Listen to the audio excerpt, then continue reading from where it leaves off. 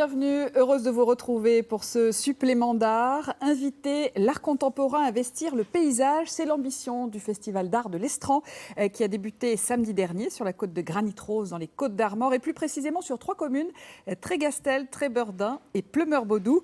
Parmi les 11 artistes invités à produire des œuvres dans ce cadre grandiose, la Brestoise Minuit, merci d'avoir accepté notre invitation. Merci à vous. Décrivez-nous un peu votre œuvre justement, Ertu, que vous avez installée sur la digue du Tresmeur à Trébeurdin. Oui, alors en effet, sur cette édition du Festival de l'Estran, j'ai travaillé sur une série de 30 drapeaux qui sont disposés tout le long de la digue et qui volent avec le vent.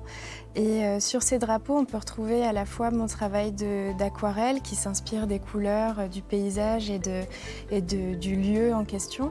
Et j'ai aussi travaillé sur une recherche autour des cartes postales anciennes que j'ai un peu trouvées dans les archives de Trébeurdin. Je suis venue redessiner dessus. J'ai aussi écrit des poèmes par rapport au discours que j'ai entendu des passants sur cette digue. Et tous ces éléments viennent un peu créer une identité poétique qui vient accompagner la balade des visiteurs. Comment l'idée est-elle née, cette idée des drapeaux ? Cette idée est un peu née. J'ai des idées qui arrivent sur un temps assez long et donc c'est des projets que je mature assez longtemps. Et ça faisait très longtemps que j'avais envie de travailler sur un projet de plus grande envergure qui change un peu, qui sort de l'atelier dans lequel on est souvent avec soi-même et sur un espace plus petit. Et là, j'avais envie d'une pièce qui vient se déployer. Et comme j'ai un travail très en relation avec le littoral, l'univers maritime ou sous-marin, cette fois, j'avais envie de travailler avec le vent et j'avais envie qu'on puisse circuler un peu à travers mes pièces. Techniquement, comment est-ce que vous travaillez ? Vous parlez de ces aquarelles. Qu'est-ce qu'elles ont de spécifique ? Oui, alors ça fait très longtemps que je travaille l'aquarelle à l'eau de mer.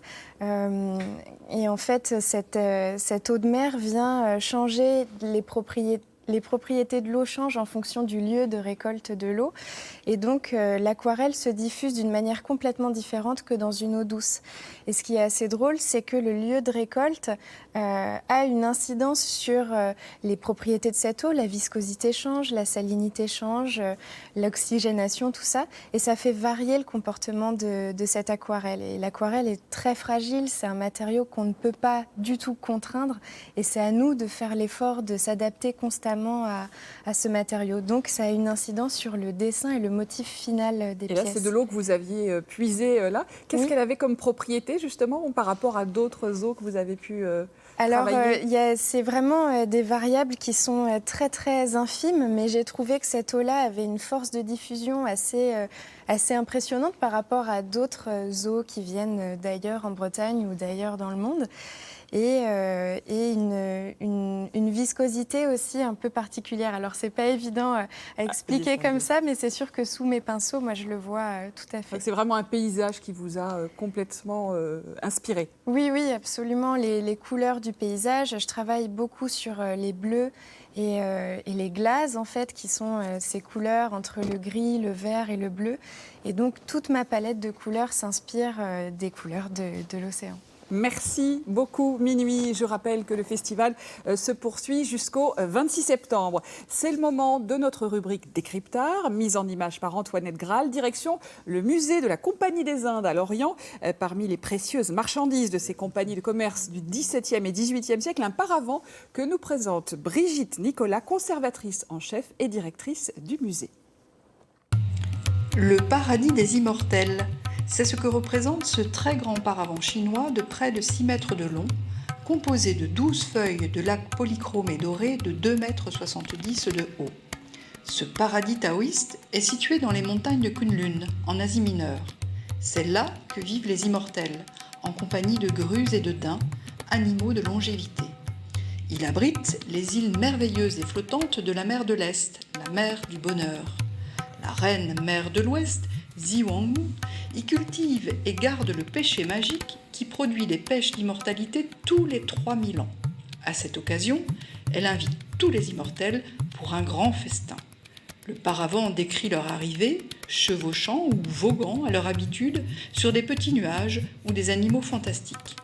On y reconnaît Shu Lao, dieu de la longévité, et Lao Tzu, fondateur du taoïsme. en route vers l'ouest sur son buffle.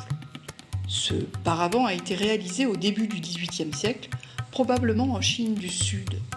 Son rôle en Chine est de cloisonner l'espace et de protéger des mauvais esprits. Importé dès la fin du XVIIe siècle en Europe par les vaisseaux des compagnies des Indes, ces ensembles spectaculaires et très décoratifs se sont imposés dans les demeures aristocratiques dans lesquelles ils contribuaient à composer des salons à la chinoise. Dans un instant, votre journal régional. Mais juste avant, on se quitte avec un coup d'œil sur l'actualité de part et d'autre. Séquence préparée avec Catherine Lemasson. Belle soirée à tous. Nous ne vous parlerons pas dans cet agenda de la 38e édition des Journées du patrimoine qui se déroule ce week-end, avec comme chaque année d'innombrables propositions de découvertes, visites et animations. Un rendez-vous incontournable certes, mais qui pourrait éclipser d'autres idées de sortie. Comme cette histoire du tango proposée par la diva Maria Dolores, accompagnée de l'Amapola Quartet. Musique, humour et poésie au Théâtre du Blavet à Inzazac-Lochrist samedi soir. Ambiance burlesque aussi samedi à Pordic, dimanche à Concarneau et mardi à Quimper, avec cet hommage chorégraphique à Freddie Mercury, mené par l'équipe masculine des majorettes Queen Amman sous la direction de leur capitaine bretonne. À Rospordin, dans le Finistère, dimanche, place de la mairie à 17h, vous êtes invités à observer le travail d'un arpenteur singulier, occupé à mettre en mouvement une centaine d'ardoises aux soins des mélodies d'un guitariste, spectacle de la compagnie MO3.